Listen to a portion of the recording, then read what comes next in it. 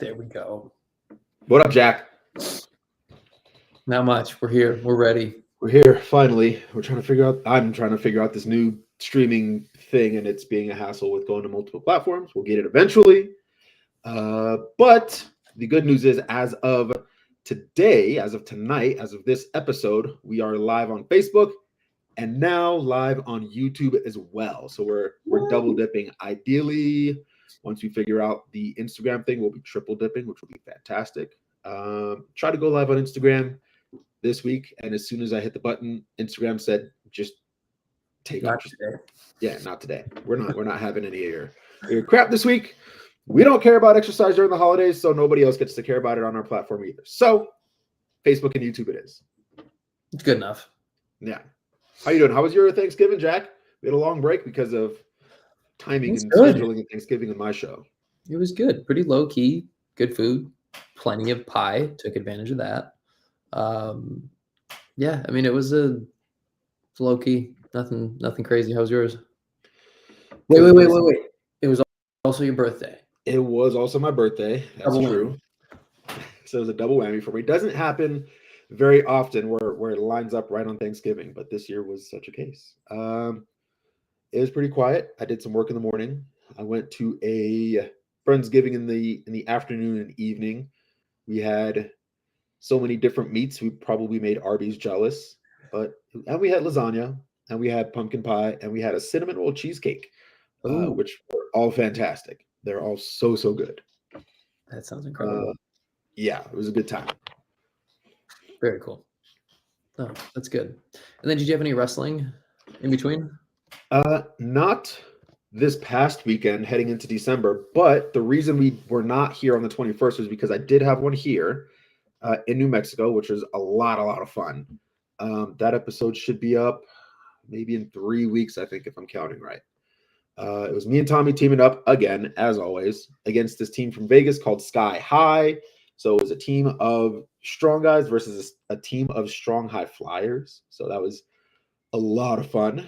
And then 2 days after, I was in Phoenix, Arizona for PCW, for Phoenix Championship Wrestling. I was wrestling for them as well. That was also a lot of fun. That was super fun. It was a good time. And then I stayed in Phoenix because it's Phoenix. And I stayed there until Tuesday. So I stayed there till Tuesday, came back, went to work Wednesday, and then was off Thursday, Friday, Saturday, Sunday. Not so bad. Yeah, not bad at all. Very cool.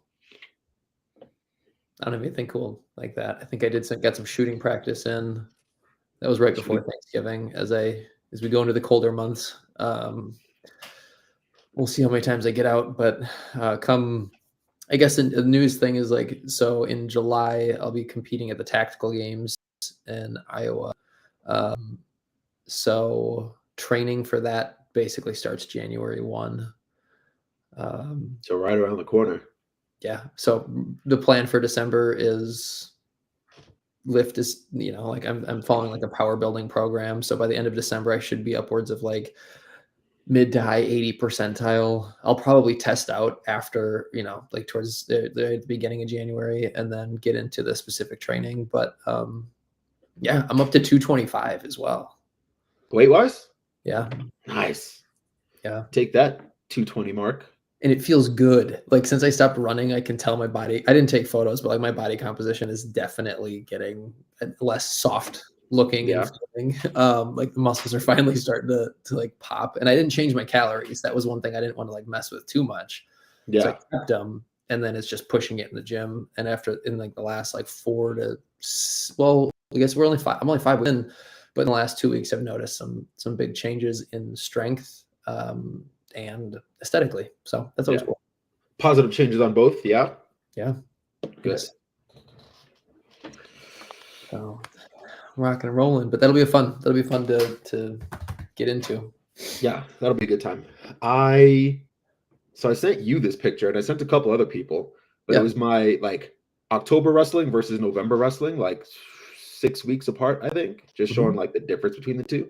And it's fantastic. I wish I had it pulled up. Let's see if I can flashily about it while I find the picture. But basically, and I told Jack about this a while ago, but it was basically a picture that I got for myself of a show that I did in Las Vegas, New Mexico at the beginning of October. And I got the picture among a bunch of others, and the pictures themselves were great. So it's nothing against the photographer. But I was not happy. Oh, Jack found the picture. Yes, but I was not happy about the way I looked. So it was one of those moments where it kind of smacks you in the face that a lot of people come across.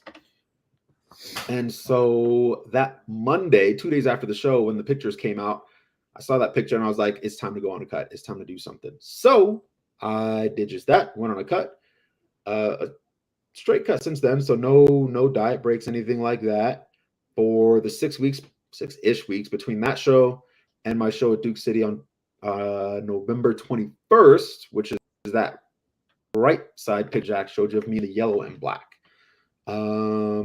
And that was dope to see side by side. So, because it's just 6 weeks of calculated, hard work, just 3 workouts a week, 8,000 steps a day on average, which means some days were higher, some days were lower. And just strict calorie deficit. Made 1 calorie adjustment because progress started slowing down. But that's been it for the 6, and I'm still going. So I'm actually at this point a little bit leaner than that right side picture. So I'm still digging in. Nice. No, and Yeah. like the thing too is like even your beginning photo, I think a lot of people should understand too, is like as far as performance goes, recovery goes, you were in a really good position. It's just more like for you, right? It's kind of like the fun of changing your aesthetic, right? And it probably feel like we both know from doing deficits and stuff like it, you feel different physically when you're a little bit lighter too. So coming, it's like ebbing and flowing. We've talked about this on previous episodes, but by no means were you in a bad spot before. Yeah. I mean, strong, powerful, still doing all the stuff, but strong, powerful. The interesting thing was that this was the first time I was on a cut with this new style of lifting, right? The higher intensity, the like focus on motor unit recruitment, focusing almost entirely on machine work, no real barbell work, except unless if a machine was full and I didn't have time to wait, I would go to like a barbell for an incline press instead of using the Smith machine for it. And so I was curious to see what would happen to strength, what would happen to recovery and all that. And the really interesting part is nothing took a hit. Like strength is still going up. I did dips on, where are we, Thursday? Did dips yesterday with 70 pounds added. nice. And I'm accounting for the drop in weight too. So it's not that the weight is just sneakily getting lighter because I'm getting lighter. Like I'm factoring that in. So like total weight is still going up. Yes, continue to say it. Okay. Yeah. And same thing with pull-ups. I'm still adding weight on pull-ups. Everything else is still going up. Recovery still feels great. I feel, in a word, fantastic. Like I feel probably better than I ever have. And it's not slowing me down in wrestling. I have a video to send you afterwards, Jack. But I think I'm getting stronger than I think I am. I went to go slam somebody at a wrestling practice on Monday, and it was a lot faster than I thought it was going to be. In a good way, though. So it looked fantastic. It looked amazing. So, yeah, that's cool to see. That's cool to see, too.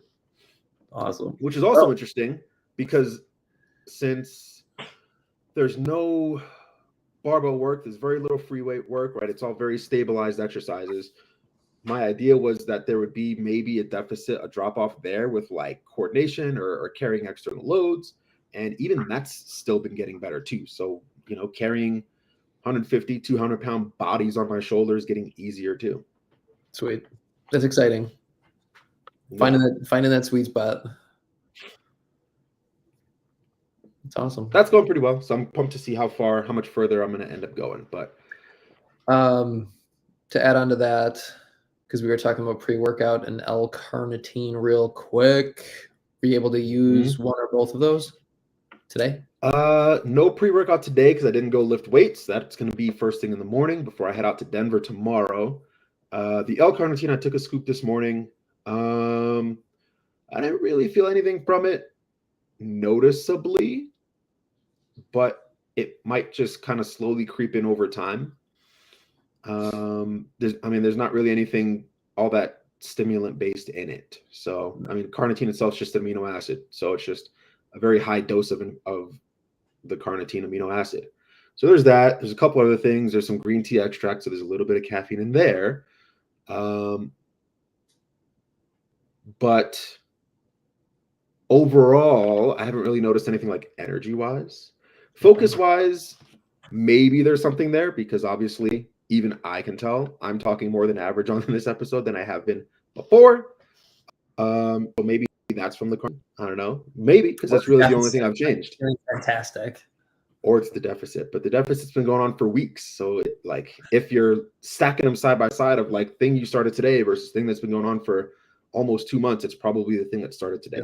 Yeah. No, it's cool for anyone listening, watching. It was just, we've talked about supplements before, and one of the things is like, right, as long as you're being wise about it, the best way to see if it works for you is to experiment with it. So Tony had sent me like first form megawatt and first forms L-carnitine, and then we were kind of having a conversation because I've never taken a higher dose of L-carnitine intentionally, and the benefits are, like increased cardiorespiratory endurance, increases in energy. But like Tony just mentioned, he's like, there's no direct thing that you're gonna be like, oh my God, I totally feel it. You'd have to be like running and realizing, like something's a little bit easier than it had been, or after using it for several weeks, you notice improvements based on the past performance or something like that. So it's not going to be like an in your face kind of thing. But as far as like science is concerned, there are some pretty cool benefits. So just to see if there's something noticeable, that's what makes it fun, and helps you realize if it's something that you want to continue using or not.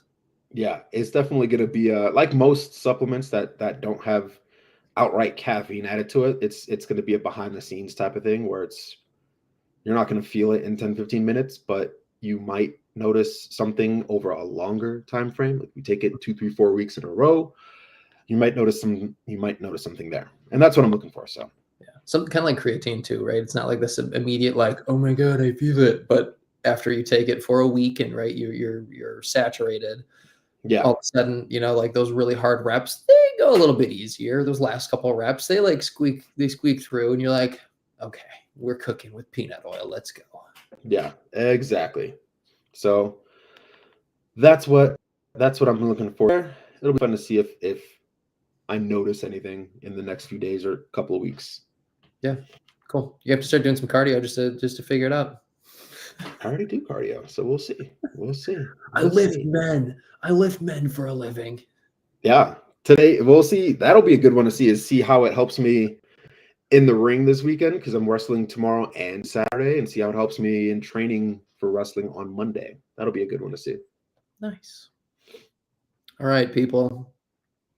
We're here to talk about exercise and the holidays and how exercise can benefit you in controlling your stress and or anxiety around the holidays, or any other specific event in your life. It doesn't have to just be the holidays, but as a way to use exercise for stress management. So we'll kind of dive into how you can use it specifically around the holidays, right? There's different parameters, different stressors maybe, and then looking at the different challenges around the holidays specifically, family, other things like that. And then we just want to get into the specifics of it. It's like what approach can you take? A little bit later, we'll talk about too, is we put together 3 separate workouts, or actually 5, 6. Technically 5 because right there's 3 that are machines, and I'll explain why there's 3 for machines, and then there's a barbell and a dumbbell, I believe, or a body weight. Yep, barbell, dumbbell, machine, which is there's technically 3 of, and then body weight. Yeah. And so there's different programs that you can get access to. So we'll share a link. Yeah, there's 3 different options, 3 different styles, and yeah, once we get to that fun part of the podcast, we'll talk about why those 3 exist, and it's not to say that they have to all exist in isolation. You can pull elements, right? Depending on your time availability and even past the holidays, you can take these elements, try them out, see which ones you like, mix and match, and use that to help make your own program. So they're all very different training styles as well. yeah, and we'll talk about, maybe not on this episode, but on probably maybe next week's episode, we can talk about why those differences are there, and as a sort of follow up to the document. Yes. Cool. All right. So, exercise and stress relief. I think that's something that we all kind of inherently know it helps with, but it's also setting aside the time to actually do the things to get the feel good benefits. So, in a simpler way of saying it is exercise is a stress reliever.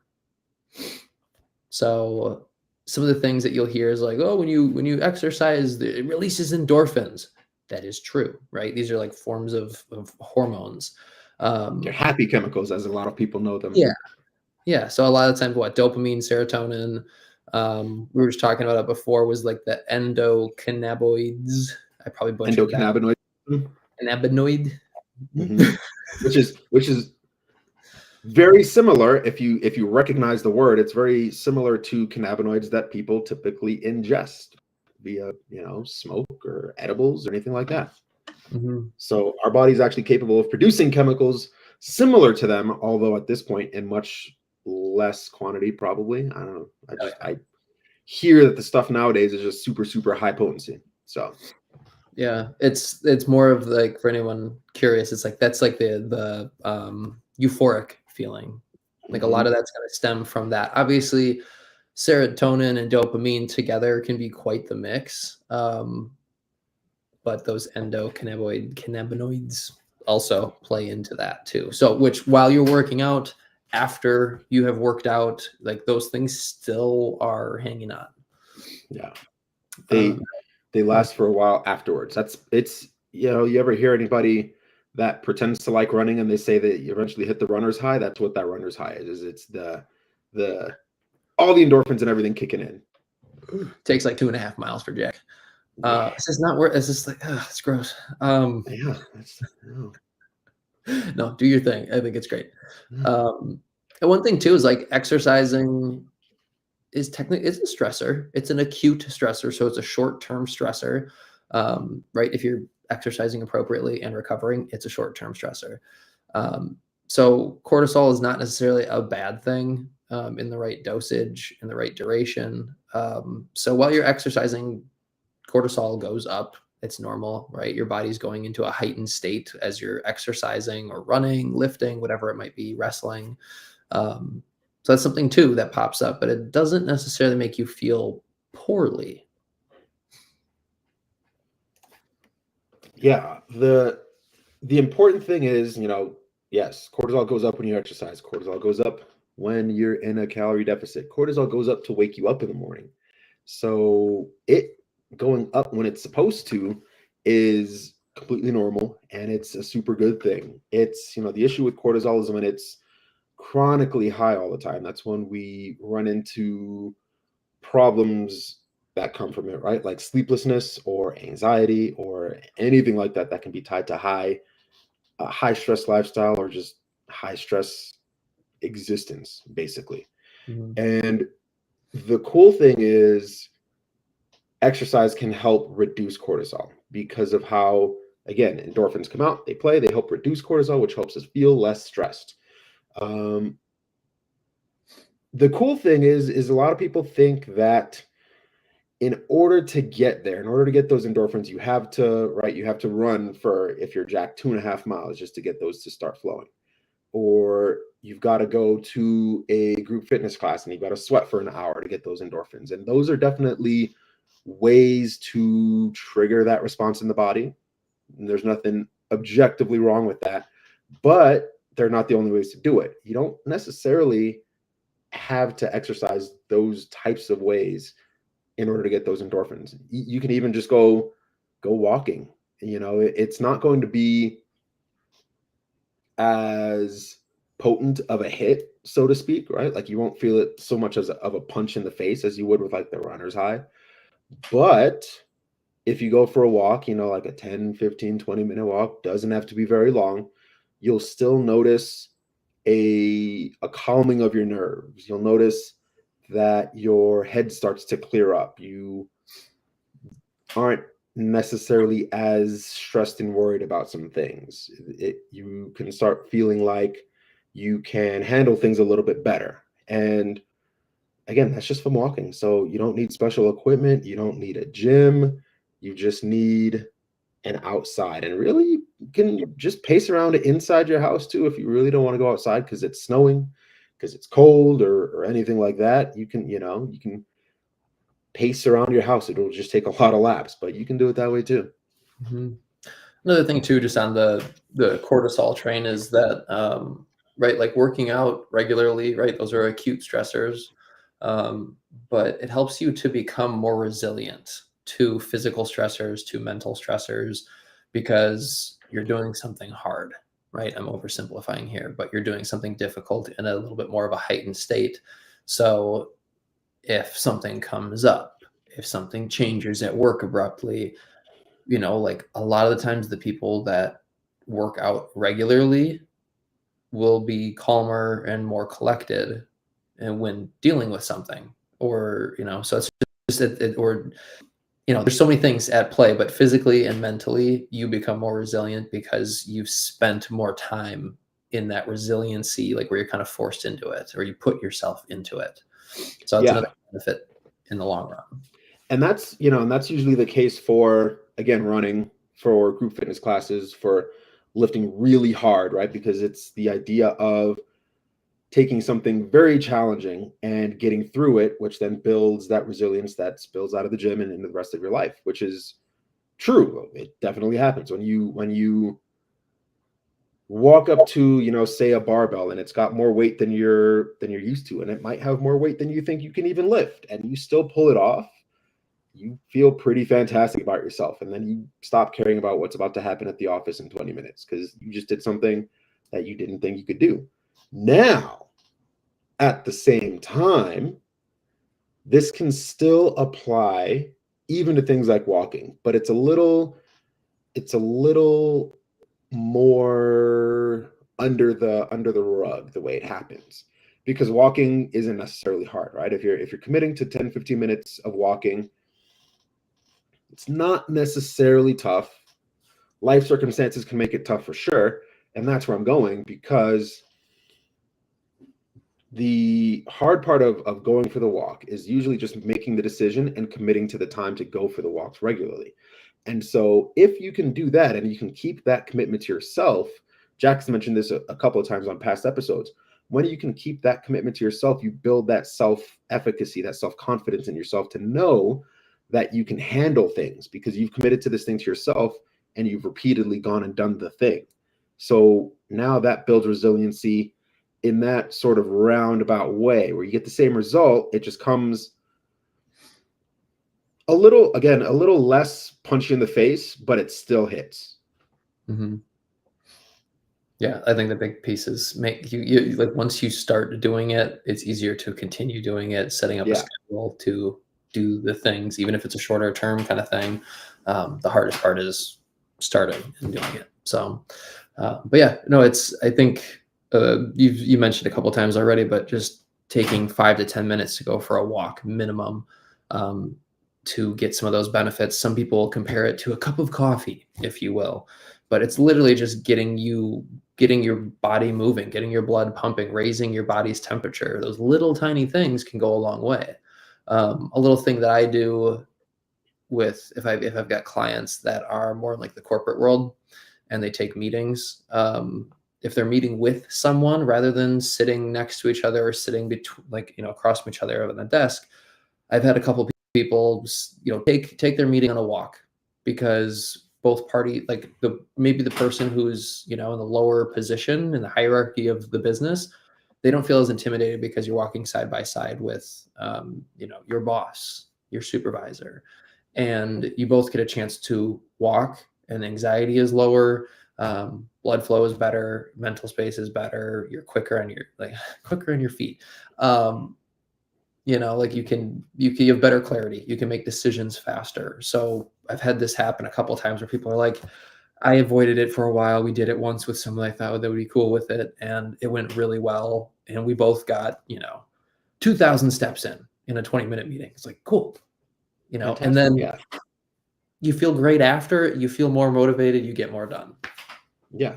And it spurs creativity too. So if you're in a meeting, it's usually because you're trying to accomplish a thing. So if you go on a walk and the walk promotes blood flow and it gets the creative juices flowing just like it gets the blood flowing, then that meeting is now more productive even if it's the same time frame. So one, you get exercise, two, you get that cup of coffee feeling, three, you end up with a more productive meeting at the end, and four, the other person that you're having the meeting with feels like that you both did it together because you did. So full wins all around.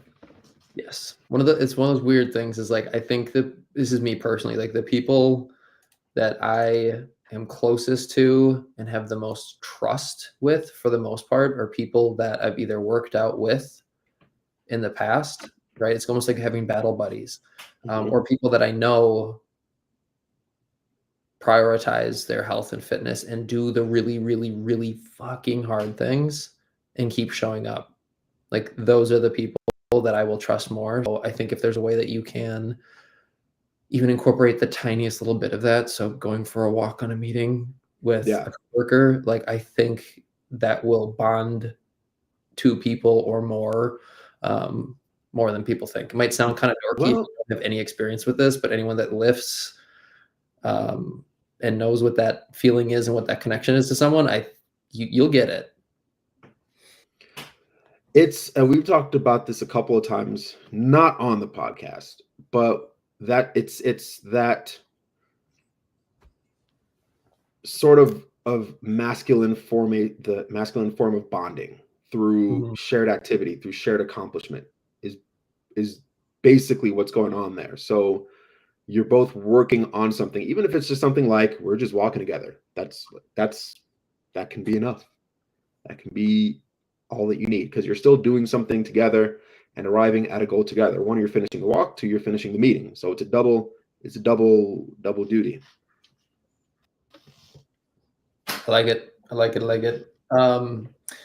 We kind of touched on this before, but it's like if we want to title it like why strength training matters, um, reduces stress, builds physical resilience. We talked about that and how like it can build your resiliency. So this is something that, especially around the holidays, right, or normal times in your life where there's stressors and there's not stressors, but especially around the holidays, is like make sure you get a workout in.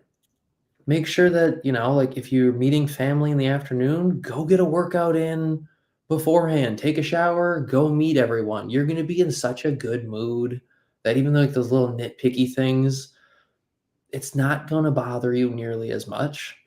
Um, and it's like, like you ever see people that are like that work out a lot, like those fitness people, they're always like a little bit happier. They got a little bit more energy.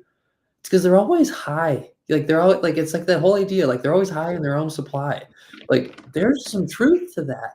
And they also physically are more likely to eat better and drink more water and get more rest.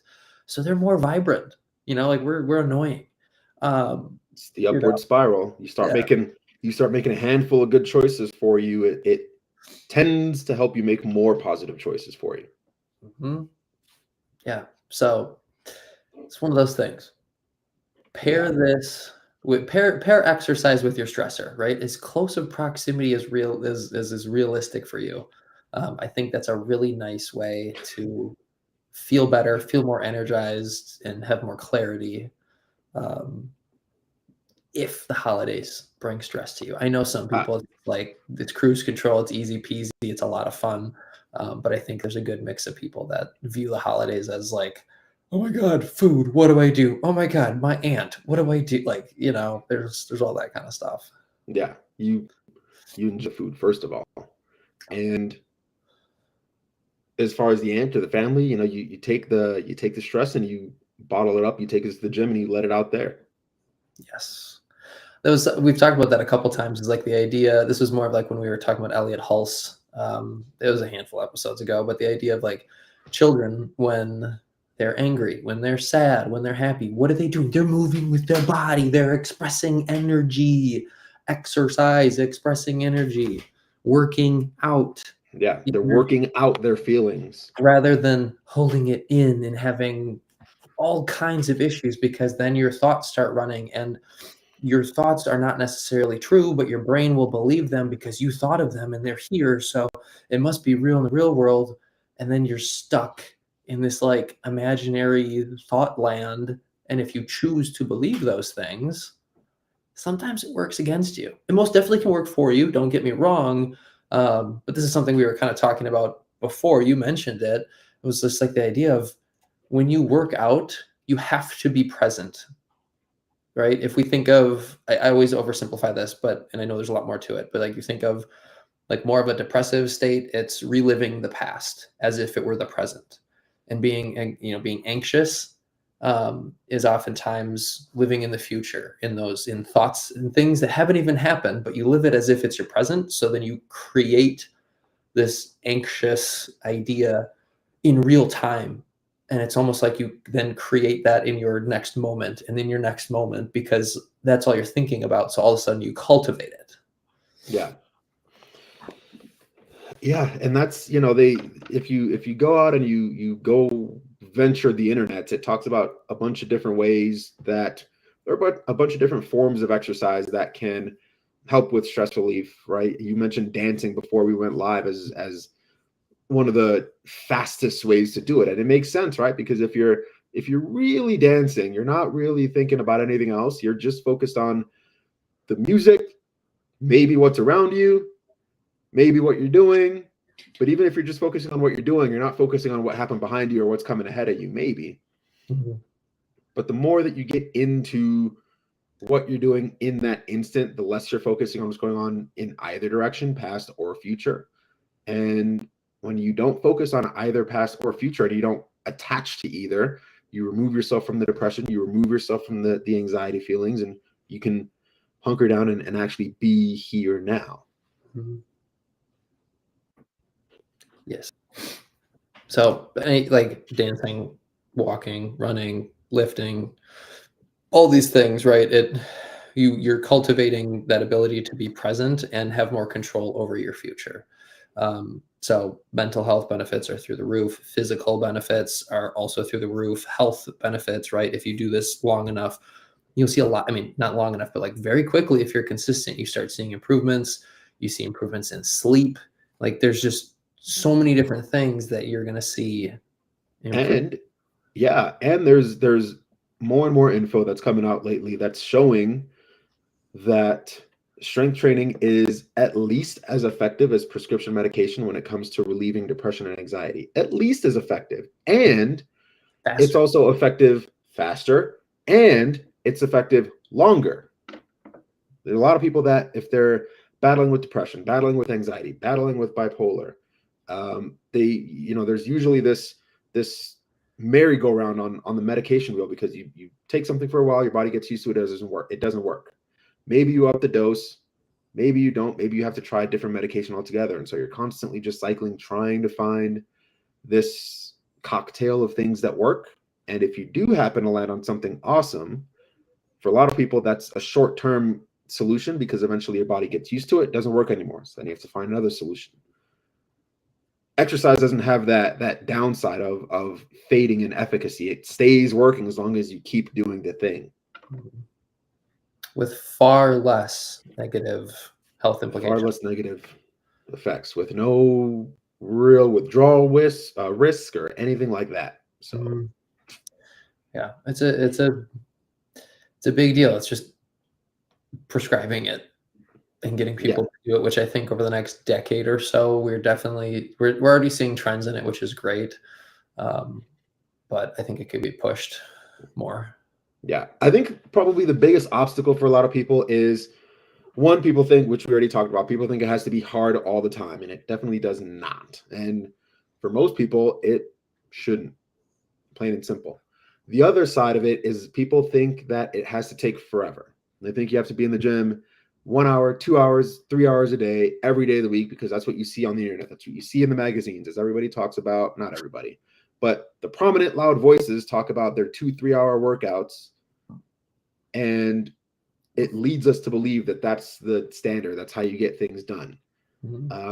And quite frankly, it's not. It's again one way to do it, and there are pros and cons to that.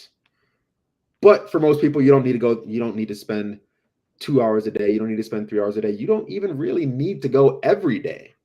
You can, if you have your workout set up appropriately and you have everything, you have all your puzzle pieces figured out in a solid way, you can go just 2-3 times a week.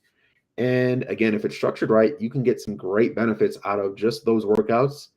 And to really flesh out a good workout with that frequency, you're typically going to be looking at about an hour mark. But if you really want to hunker down and realize, hey, it's the holidays, I still want to go to the gym, but I don't know that I can really regularly get there for an hour because holiday parties, because of just other stuff going on, travel, anything like that. If you clip the hedges a little bit, you can still make quality workouts that work in about half the time, so about 30 minutes. Your progress may slow down a little bit, but you'll still be making some progress, and you'll still be getting all of the non-physical benefits, not the non-aesthetic benefits of working out, all the like mental health benefits, the sleep benefits, mood leveling, all that stuff will stay in place the whole time. So they're not going to change at all. And so that's really what we're going to talk about. That's what Jack mentioned at the top of the podcast. We have some workouts that he and I put together that are designed to be done in 30 minutes or less. So we get you in that very small bubble that you can still get some quality work done. When you pair it right and you come at it with the right approach, you can get high quality work done in a small amount of time. And that's what we're here to show you how to do. I was saying one of the big things too is like when you hear in the media about these workouts and things, you have to like, okay, who is this individual that they're speaking of? Because if it's an athlete, they get paid to exercise and recover and play their sport or their competition, whatever it is, right? So they are a different animal. And they're also, when you look at the stats of like the percentage of people that make it to pro level, whatever, you're talking like the top 0.05% of humans. So sorry, the likelihood of you being that person is low. So for you general population people, it's realizing, like you have a different schedule. You're getting paid probably much differently. So you have to be more effective. So you can still have a fantastic physique, awesome health. But it's understanding it's like, I don't need to be working out for 2 hours because maybe you don't have your food figured out perfectly. It's not the end of the world, but it's like maybe your food is pretty good, but compared to someone that's got everything dialed down to the timing and hydration and sodium and blah, blah, blah, you need to have an effective exercise regimen that you can do consistently. Yeah. And then how you're going to win. Yeah. And really, even with that, a 70% routine executed every day is going to be worlds better than 100% routine that gets done 2 times a week. Because the other 5 days, it wasn't feasible to get your meals in perfectly on schedule, or you couldn't get to the gym right on time, or your car broke down and it made it so you couldn't get to the gym that day, or whatever, right? Yep. Yeah, so it's figuring out what works for you, and there might be different seasons of your life, meaning, maybe work is really busy and you're more time restricted. Maybe childcare is like a little funky or something, so you have to move things around, whatever, you know what I mean. And other times in a different season, maybe you have an hour and a half to go work out and, go about it like a little bit slower because you really enjoy the environment. Like, do it. I know that's how I roll. I'm like, if I can spend an hour, awesome. If I get the extra bonus time, sweet. Like I'm one of those guys, like I will take my sweet time. I just like the environment. I'll take longer rest periods than I should, but I'll put the effort into the sets. Like it's an environment that don't get bored of. That's just me because I'm a dork. But I think one thing too is like I think of some of my clients that I have currently. I almost always have some, but when we're talking about exercise programming, I know, like for instance, one of my guys, Joe, my uncle, who was on here earlier in the year, um, really busy guy in New York. He's in the financial district, so sometimes of the season, like he's like, I'm gonna take a week off because I have to live in the office.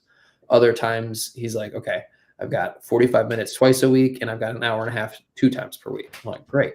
So what we do is we concentrate on the best bang for our buck movements. So oftentimes it's going to be compound movements, or the aiming for like the big muscles, legs, glutes, back, chest. The big movements that are going to send a really strong signal for muscle growth.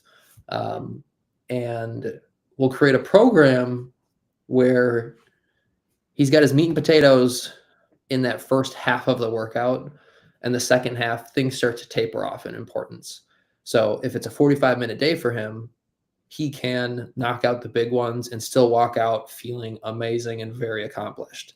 The second half, on those days where he's got more time and he can take an hour, hour and a half, he can pick up more of those less important ones, but they still bring him joy, right? He can walk out of the gym with his sleeves filled, right? He's got a good pump.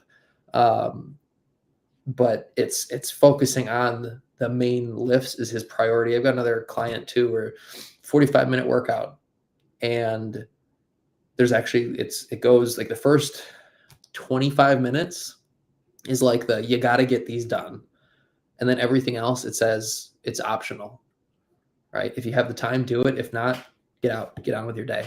And these people are getting both different types of clients are getting awesome results because they're pouring themselves into it. They're monitoring intensity appropriately, and they're getting great results. And they're in the gym 3, maybe 4 times per week. Mm-hmm. So you can compartmentalize your workouts in a way that you can be super time effective. Yeah, and really that comes down to, again, proper programming, right? When you realize that you can get a bigger bang for your buck by starting your workouts with your bigger muscle groups. So your quads, like you said, back, chest. And you save all the smaller ones for later on. You save the curls, you save the push downs, you save the side laterals for the end of the workout if you have time. Mm-hmm. Knowing that if you don't have time, you can just cut those off, and it's really not going to slow you down progress-wise all that much, so long as you got the stuff at the front of the workout done effectively. You're still aces. Mm-hmm. At least for the workouts that I came up with, that's the approach that I took. So I kept that in mind. So there's not really any. It's all compound movements. There's no, for the most part, there's maybe a couple of isolation, but they're big isolations. Yeah, you can load them, right? Where you think of like a curl, like you can load curl, but they're relatively small muscles in the scheme of things compared to like a lat pull down, where big back muscles, biceps are kind of like a assistant. They help. Yeah, they're not the primary.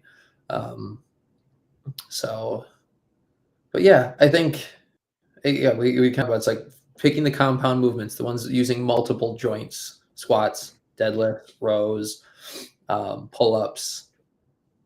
Those are the compound movements compared to like the isolation, curls, tricep extension, calves, like calf raises, rear delt, this, shoulders, that. That's what we mean when we're saying that. Yeah. But let's see. Jack, do you want to show them what we got? We can start breaking down the different flavors of workouts we got in there. Sure thing. Let's get it set up here. So we've got, like, we'll get it pulled up, but we got a body weight, right? So no equipment needed. We've got machine based, right? So you're gonna have to have a gym or a machine that can do a couple different things at home, and then something that's more either barbell or dumbbell based. Yeah. So you can't use it because I don't have time to get to the gym, because the first workout in this, right at the very top, is nothing but body weight. So you don't even need to go to a gym. You just need some floor space. So you can even do this, really, if you wanted to be down and dirty with it, you can get people with you to do it at the same time as you're at some sort of holiday gathering and double dip. Should always include people in a little pain session. It helps. And again, it's there's that bonding aspect too. So yeah. So in this bodyweight workout, right, the way I've got it set up, you're doing the max amount of reps, right? Because it's body weight. This will be different for everyone too. And that's the thing, is like, if someone's not super proficient, the first minute, okay, so it's 4 total rounds. It's going to take you 20 minutes in total. There's no structured rest. So like, if you need to take a break, you only break as long as you absolutely have to, and then you get back after it. You want to make sure you have a timer visible, but it's literally like minute 1, you're planking, right? Obviously you can rest if you can't hold a plank for a minute. You jump right into a glute bridge or like a floor thrust, if that's what you want to think about.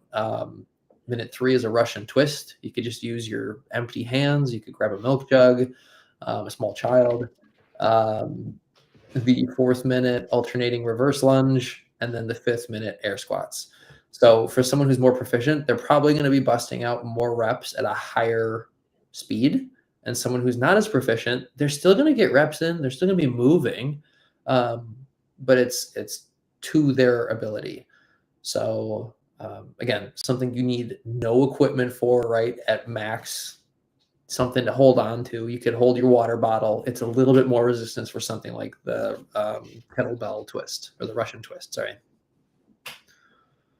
Yeah, I dig it. Body weights they're a nice flavor to have every once in a while. It's a good way to really push the endurance side of things. Yeah, you're not going to get the same adaptations that you would with dumbbells, barbells, bands, more resistance, machines by a long shot, because you adapt to your own body weight fairly quickly. Again, it's not that you can't get winded, not that you can't have a good workout, but you're not going to yield the same results as if you were doing a weighted plank, as if you were doing a hip thrust machine or with a barbell, if you were doing a Russian twist with a 25-pound kettlebell, if you were doing reverse lunges with a barbell on your back, if you were doing back squats. So it's just a simplified version, but it's one of those things, like, if you don't have something, it's kind of like going for that walk. You're going to be out of breath. You're going to be sweaty. But you got your heart rate up, you got the endorphins going, you got a workout in, you're going to feel fantastic afterward. Yeah. The heart rate up is really the key when it comes to getting those endorphins to flow. So walking, running, this body weight workout, really machines, barbells, dumbbells, you can get it. You can get the same thing to happen with all of them too. And so, yeah, as long as you're getting the heart rate to bump up outside of its normal range, you'll get some of those endorphins flowing. We're going to share this link with you guys too. So if you're looking at this, or you take a picture, a screenshot or something, like, we will share a link that you can snag. Yeah, screenshot it if you want, if you're watching now. If not, or if if you're watching now, if you're watching in the future, or if you are on YouTube, there's going to be a link in the description that'll take you straight to the document where you can download it. For anybody that's on Facebook, you can message me or message Jack. We'll send it to you as well if you want a copy of it too. And you can just message us at any point whenever you happen to see this, and we'll send it to you. So, all right, tell us about your machine-based workout. So the machine-based workout, this came from really just the fact that this is where my home is right now. As I'm diving into the machine exercises, and the benefits that I'm seeing are really awesome. And I think there's a way that you can do this in a small amount of time. And the way to do it is why there are 3 different workouts, because with a machine, a lot of times if you're at a machine, you're at a gym. And a lot of times if you're at a gym trying to use machines, it's a little harder to superset. It's harder to go from machine to machine, because sometimes, especially if you're going late in the afternoon, it's hard enough just to get one machine. So I avoided anything supersets or anything like that. I thought about using them, and there are ways to do it, But the most effective way to really superset with machines is to do like a machine-based exercise and then do maybe something with dumbbells right next to it so you don't have to walk away from the machine. And that comes into like blend, like taking pieces from all the workouts and blending them together, sort of thing, right? And we could talk about that for sure later on. But the machine-based workouts that I have here are very short. They're basically designed to get you in and out of the gym in about 25 minutes. So you even have a little bit of play time in there if you have to wait for a machine, or if you're spending some time getting the machine set up, if you're getting some time adding weight, if it's a plate loaded machine that you have access to, time in the locker room. So you still have a little bit of wiggle room in there, right? The reason that the exercises are in this order is for a couple key reasons. One, like Jack said, it's taking the biggest muscles and it's placing them at the top of the workout. And again, there's only 3 exercises per workout. So there's, it's basically top, middle, bottom sort of thing. But if you look at the first workout, right, you're starting off hot with the leg press. The leg press is at the top because when you first walk into the gym, you're the freshest you're going to be in that workout. So with this workout, we want to get the best out of our legs. So we put them first so you can push them the hardest. After that, you do some chest work and then some back work, and you're done. You pretty much hit everything. The big key here is the incline chest press sitting there in the middle, because while you do focus on chest, you also get a little bit of work going to the shoulders too. So you kind of double dip there. Moving on to the second workout, you got your seated close grip machine row. So we're starting with an emphasis on the back, close grip more so you can focus on the lats. Shoulder press directly in the middle, followed by a 45-degree back extension machine to give you some focus on the posterior chain, on the glutes, a little bit on the hamstrings. So you still end up hitting the whole body. Coming into the third workout, we start with a flat chest press. So you're starting with the chest, you go with a wide grip, specifically T-bar row. Wide grip is there specifically because we did a close grip row in the second workout. So now we're using a wide grip to target the upper back, whereas the close grip targeted more mid and low back with the lats. The T-bar row focuses more on like rhomboids, the mid-lower traps that make up the upper back. Finishing off with a hack squat because one, it's the end of the week, so we've typically got a little bit of fatigue built up over the course of the week from the 2 workouts we did before, plus the workout we're in the middle of. And a hack squat is super stable, so you can really add some weight without worrying about balancing the weight, so you can push it hard. Even though it's at the end of the workout, you can still get good work aimed at the quads there.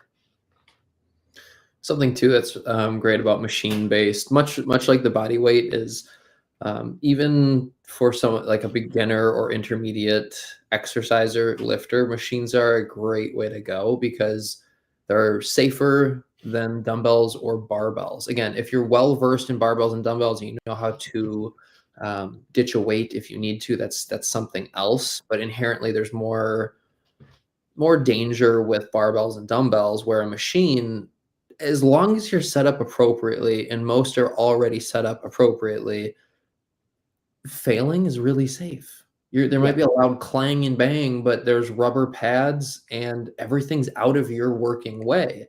So, to take a leg press to near failure, set the safeties appropriately is step 1, and then get after it. Same thing with your incline press, make sure the safeties are set where you have a spot. Or use a Smith machine. Yeah, Ultimate safety.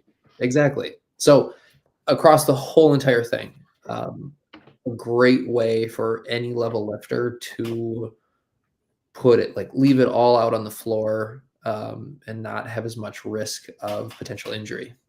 The real benefit to machines also is you don't have to worry about balancing the weight.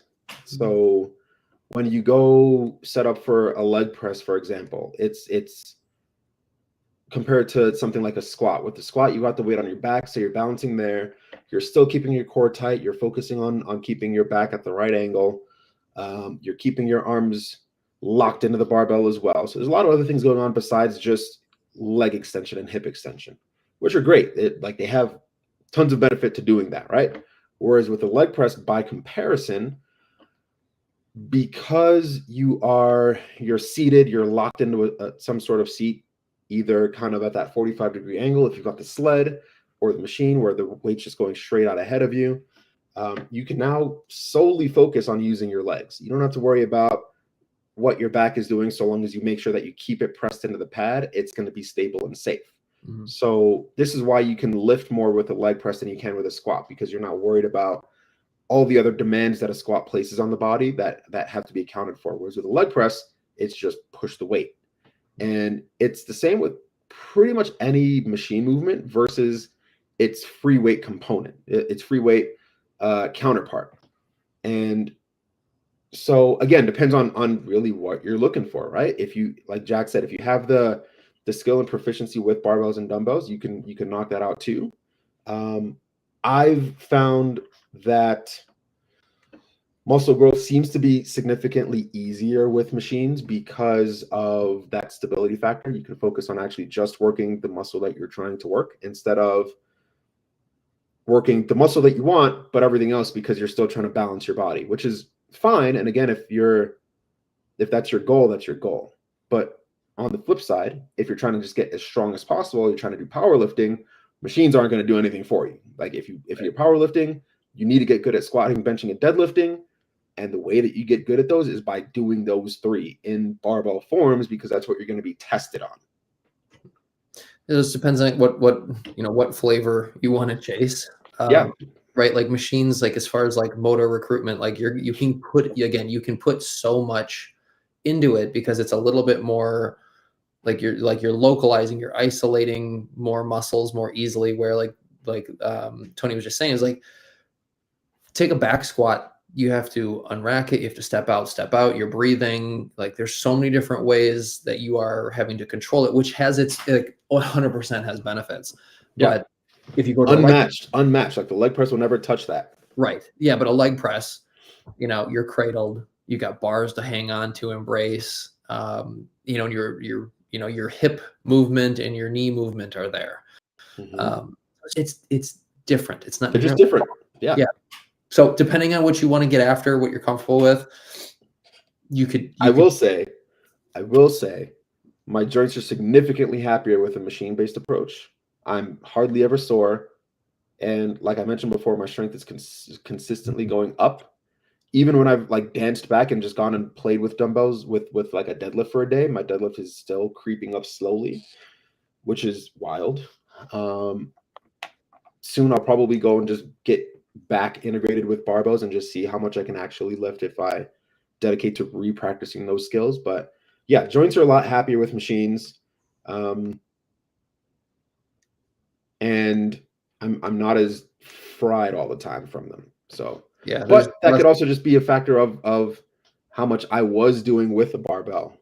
That's probably more the culprit, right? Yeah, there's going to be more systemic fatigue a lot of the times, right? From a leg press to a back squat. I'm just thinking about that now, right? Because I'm doing like a powerlifting program, so it's like powerlifting and bodybuilding mixed. And it's just like, like you're always kind of got like some going on, and like well, I'm squatting, so I'm really just holding the bar on my back to benefit my legs, but then my back feels some sort of way all the time just because I'm having to brace and hold this, which again, great skill. I'm getting stronger in multiple ways, but it's like the goal is mostly my legs, but I'm getting fatigue elsewhere, which will pour into other things. So again, making sure recovery is appropriate, making sure form is in a good place, all those things, so you can continue to do these things long term. Yeah. Okay. All right, Jack, take us home. Talk to us about some barbells. Talk to us about some dumbbells.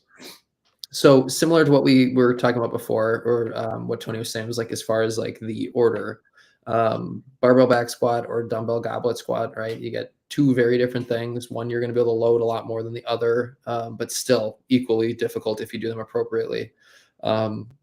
So your squat is going to be your main compound movement, and then a bent over row. Again, you could replicate this on a machine. You could.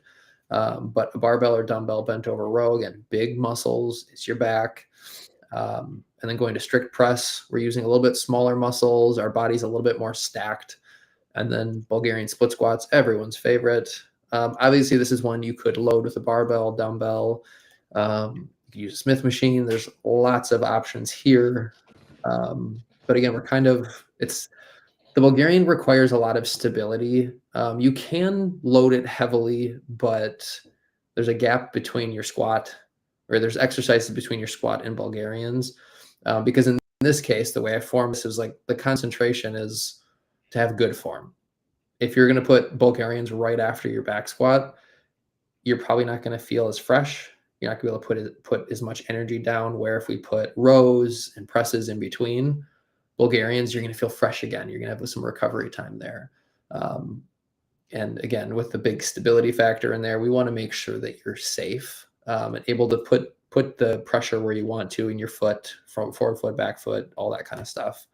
And then kind of tapers down to curls and skull crushers, right? Biceps and triceps. They're supersetted. That just means you hit your, in this case, your set of 8 to 12. And then you go immediately to 8 to 12 of your skull crushers. Then you take your rest. Hang out 60 seconds. Okay, next set, biceps, triceps. Hang out 60 seconds, biceps, triceps. Done. And that's pretty much it.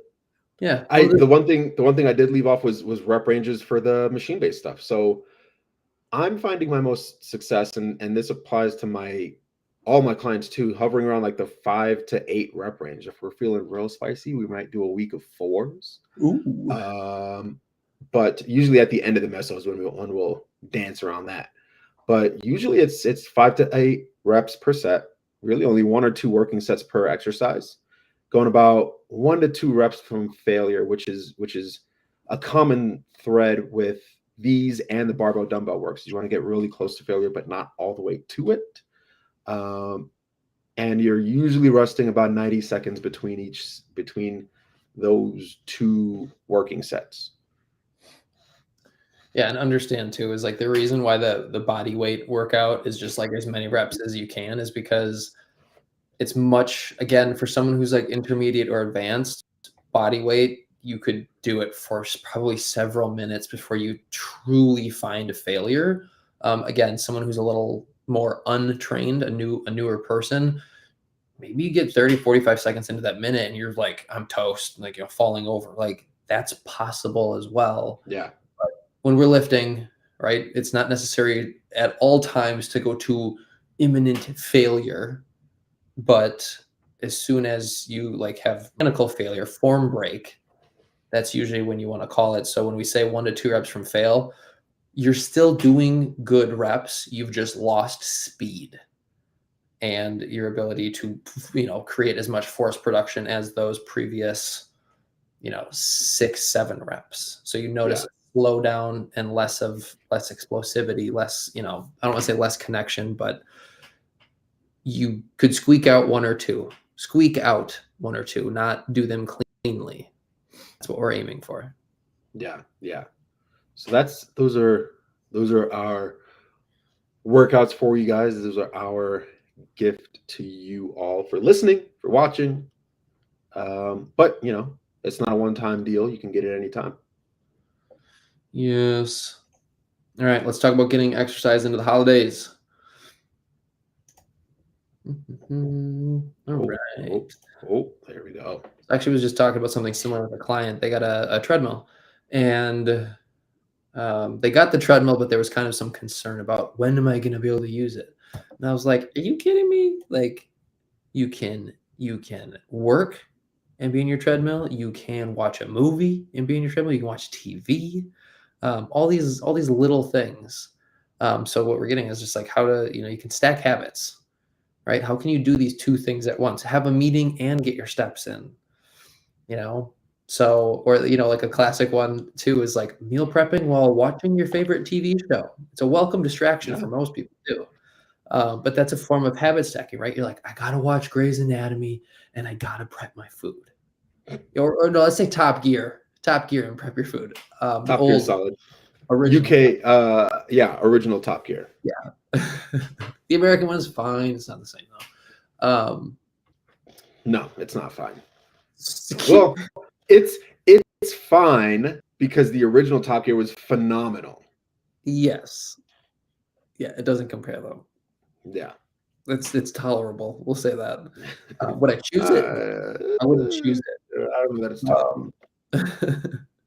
But just the idea is like looking at your daily tasks. During your lunch break, could you take, we've talked about this before, could you take 30 minutes to do a quick body weight workout and then take 30 minutes to eat your lunch and then get on with your day? Rather than trying to be like, I need separate times for these things. It's like, how long does it take you to eat? What are you doing? Dicking around on your phone for the other 30 minutes? Like, you have time to take advantage of. So you need to do this because you got to pick up the kids right after work. You got to make dinner and then, homework. Yeah, I don't know. I'm just making shit up. But it's that idea is taking advantage of time. So habit stacking can be really big and it helps you to be more flexible and see what you're actually capable of. Yeah.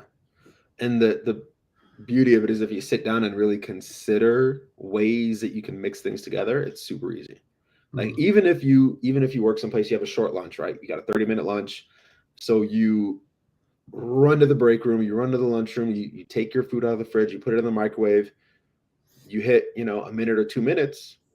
What you doing for those 1 or 2 minutes? While you're waiting for the food? You're staring at the food through the window? Maybe. You're sitting there on Instagram? Maybe. Could you be doing some squats? Sure. Probably. You could be doing squats while your food is in the microwave and you're still on Instagram. So you don't even have to give up the Instagram. That's true. That's true. You can melt your brain. You can heat up your food. And you can melt your brain, melt your Tupperware, all the way, and melt your legs all at the same time.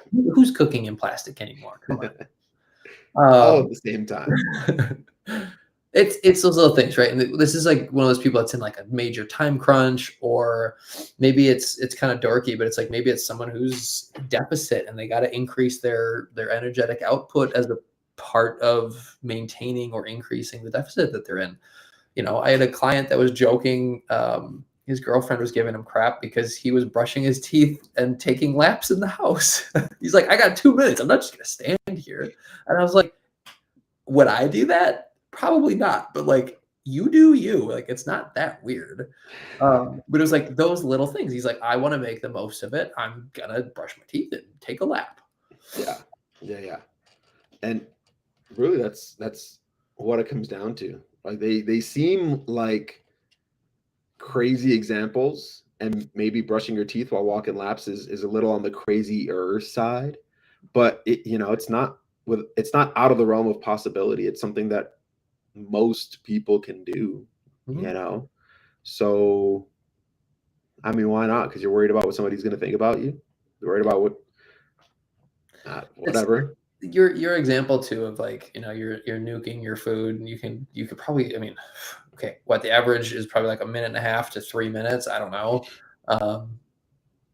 Like you do that every day for 5 or 6 days a week, you probably are getting close to 100 squats in, depending on the person, let's say like 60 to 100 squats over the course of 6 days on top of everything else that you're already doing. Like, it adds up, because what's that in 2 weeks? What is that in 3 months? What is that in 6 months if you do that? Like, don't be surprised if your pants start to get like a little bit tighter, or you notice a little bit more definition because you're doing it consistently. Yeah. Again, consistency is the ultimate ruler. It's not having the perfect program. It's really not having the perfect nutrition. They help, sure, but you can slack on those a little bit if you're still keeping your consistency up. Keep in mind, I said a little bit. If you keep your consistency up and you can still head in the right direction at the pace that you wanted to, versus the usual, which is try to be perfect for 2 days. The third day happens, it throws you off track. You get super frustrated and quit. Kind of leads into things too. Is like, you want to find things that you enjoy that allow you to do them consistently. So, right, because it like you find something you enjoy, your adherence improves, and then you're more likely to want to repeat that thing, or maybe even invite people with you. So something that we're big fans of is, especially around the holidays, like the food is a little bit heavier. Like even if you don't overeat, I had a couple clients after Thanksgiving. They're like, I didn't overeat. Like I followed the plan, felt really good, but it's like I felt like, ugh. I'm like, well, there's more sugar, there's more fat in a smaller quantity. You're not used to that because you make your own food for the most part. It's Yeah. also kind of nice in a roundabout way because it's a little bit of a turnoff to certain foods. So next time, the likelihood of them wanting to overeat is actually much lower because they don't want to feel that way. Yeah.